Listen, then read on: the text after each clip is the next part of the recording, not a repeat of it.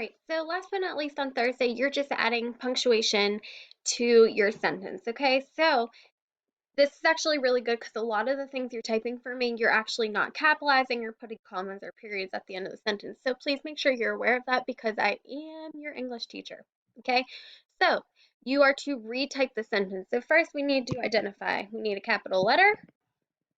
We need a period at the end. Do we need any commas? Nope, because there's no conjunctions. There's only one simple sentence, so then we just type our answer in our box. Capital.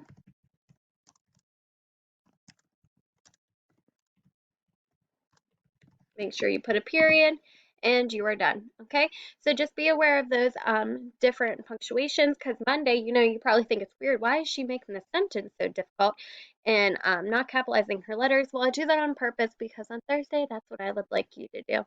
All right, good job.